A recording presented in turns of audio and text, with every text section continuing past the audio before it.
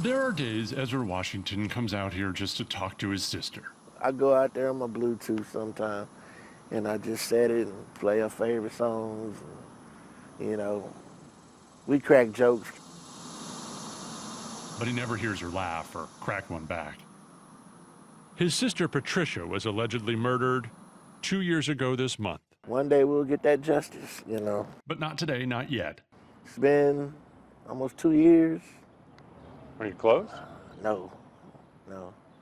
From what I gather, it's 4 years, you know. That's too long. For a murder, yeah.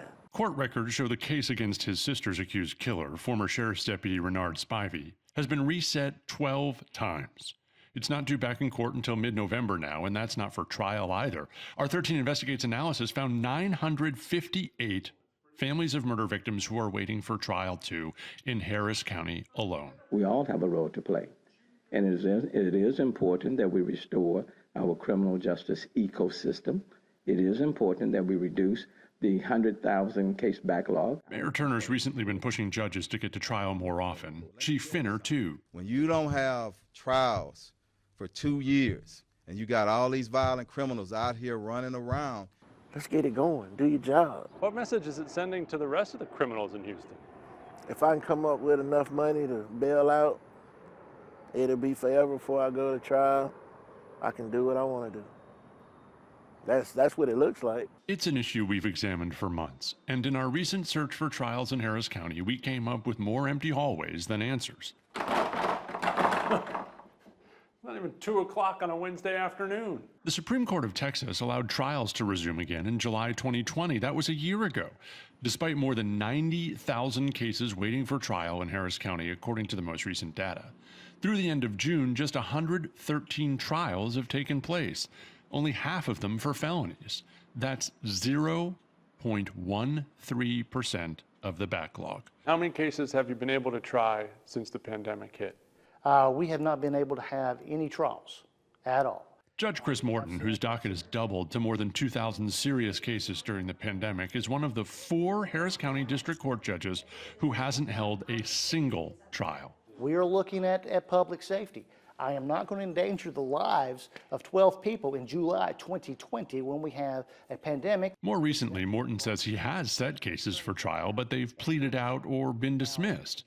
As for feeling any burden for a connection between increasing crime rates and a lack of trials, he doesn't feel it. You mean during a global pandemic and a dip in the in our economy, where crime rate is going up everywhere, not just where we're having bond reform or we're not able to have trials? No, I do not feel responsible for that, Mr. Oberg. We give Judge Morton credit for even talking with us. Our emails to Judges Chuck Silverman and Ramona Franklin weren't even returned, and their courtrooms were locked when we tried to visit one early afternoon. They haven't held any trials either. And neither has Judge Greg Glass, who was in court when we visited, but once we told him what our report was about, wouldn't even let us take his picture. Keep in mind, he was working for you at the time, sitting on a bench you're paying for. Our investigation found one more alarming statistic. Since the pandemic began, the murder cases that are tried started an average of 3 years and 11 months after the killing, meaning Ezra has years more to wait, wondering every day why his sister was killed. Sometimes I hear her in my head saying, just leave it alone, I'm all right, I'm at peace. And I try to accept that, but at the end of the day, if we ever go to trial, I'll ask that question, and I would hope to get an honest answer. Judge Morton got in touch with us after our interview to let us know he has had one trial since then. One. You can see how many other judges have 1, 2, 3, or more trials online. The judge with the most trials, by the way, has had just 11 in 15 months. Ted Oberg, ABC 13 Eyewitness News.